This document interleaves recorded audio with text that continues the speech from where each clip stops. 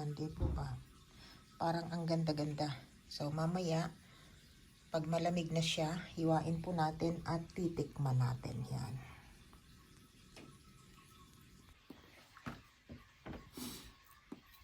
Parang kayang-kaya ko pong umubos ng kalahati nito.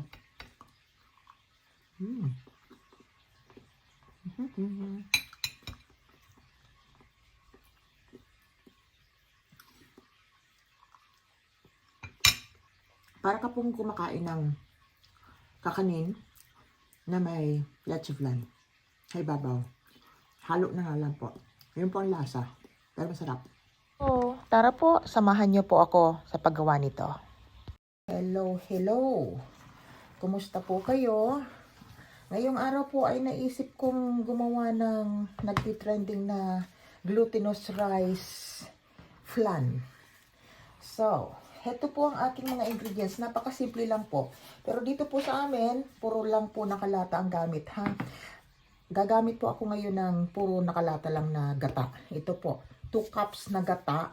Minasure ko po siya. And then yung isang lata, na gaano po siya ng halos konti na lang, konting-konti lang naman, pero halos 2 cups na rin siya. So, at isang condensed milk, 3 itlog, and then 2 cups glutinous rice flour po.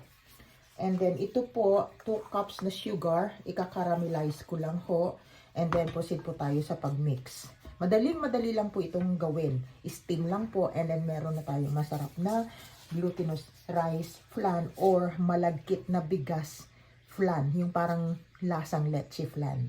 Tara po, umpisahan na po natin. Magka-caramelize lang po muna ako. Ito lang po, hindi ako magaling gumawa ng caramelized sugar. Most of the time po ay gumagamit ako nito, golden syrup, sa mga leche flan ko or sa kahit anong kailangan gawa ng gamitan ng caramelized. Pero dahil kailangan mong ipakita, dahil kung hindi kaya or wala tayong ganyan, pwede lang po tayo sa brown sugar or white sugar. So let's proceed po. Low fire lang po siya hanggang sa matunaw po yung sugar niya. Sa golden brown po. Yan. Sugar po na nilagay ko, 2 tablespoon po. Pero dinagdagan ko lang ng konti para mas masarap po kasi yung marami na maraming syrup. Yan. Ready na po siya. Let's proceed. Habang magtitimpla po ng mixture, magpapainit na ho ako ng tubig. Yung maliit lang na steamer na gagamitin ko kasi isang salang lang naman po tayo. So, ito na nga po. Nakagawa na tayo ng caramelized sugar. So, set aside po muna natin yan. Unahin ko po ang eggs. Ayan po. Yung eggs muna. Natakam lang po ako nito. Nakikita po ko kasi kaya sabi ko gagawa din ako. And then kayang-kaya nyo din po yung gawin. Masarap din po itong ipang business. Masarap din po ito lalo na ngayong magpapasko. So ilagay po natin ang condensed milk, isang lata. Lalagay ko po sa description box just in case po mabilis na masundan pag may mga ingredients po na nakalagay sa description box. Ayan. So, simutin lang po natin. Huwag tayong magsayang. Ayan. Ang mahal po ng bilihin. Huwag sayangin. Okay. Ayan. Mix, mix, mix. Puro lang naman po siya mix, mix, mix eh. And then, susunod po natin yung gata. Sabi ko nga po, gumamit ako ng nakalata kasi mahirap po dito sa lugar namin na wala po kaming niyog at kung meron man napakamahal po kasi kayo na bumili ng nasa lata. So, yan, mix-mix din po. And, lalagyan na po natin yung glutinous rice flour. Yan. I-mix lang po hanggang incorporate na lahat.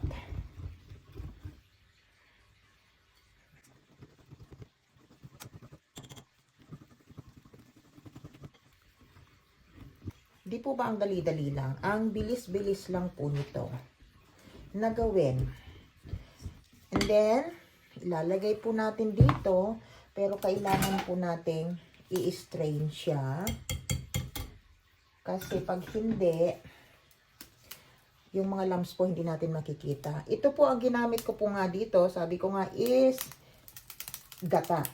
Pero pwede po siyang gamitan ng evap lang instead na gata. Substitute po yung ano, masarap din po.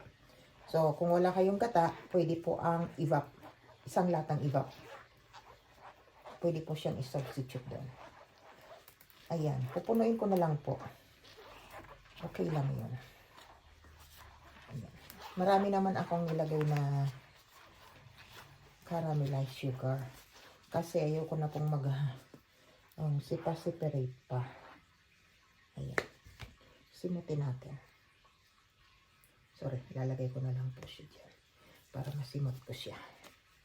Para masimot ko kasi sayang naman po kung hindi simutin. Ayan. So, ayan na nga po siya.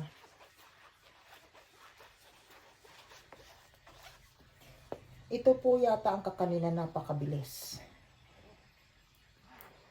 Ang matagal lang po dito yung pag-steam. So, pag kumukulo na po yung yung tubig doon sa steamer, pwede na itong ilagay for 45 minutes po. Or, pag inano niyo po yung toothpick, pag malinis na po, pag tiningnan nyo, gamit yung toothpick or kahit na anong pwede, pag malinis na po ito is luto na po siya. Okay? Ayan, tatakpan po natin para po hindi na siya pasukin kasi hindi na ako maglalagay ng sa steamer ko. Ito na lang po. Tatakpan. Sorry. Nagkantahulog-hulog na ako. Ayan. Ayan po.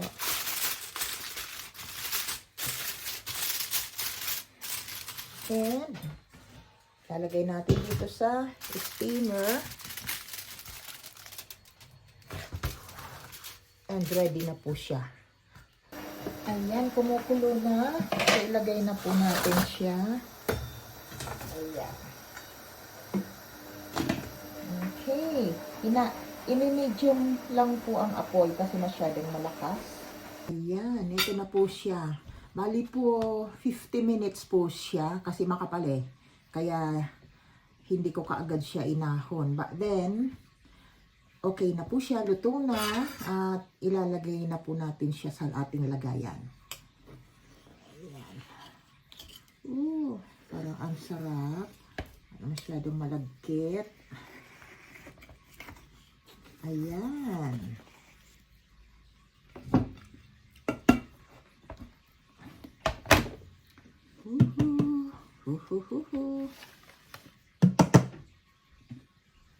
Ayan, tanyo naman po ang pagkaganda. Natin po natin to. Ayan. So, palalamigin lang po siya. Kasi parang mas masarap po siyang kainin pag malamig na. And then, papakita ko pa rin po sa inyo ulit. Ayan, eto na nga po. Tayo ay magtikiman. Ayan. Let's see. Uy, parang ang sarap naman. Ayan po, ang kinis. Di po ba? Ayan. So, lagay natin dito. Tayo magtitikim.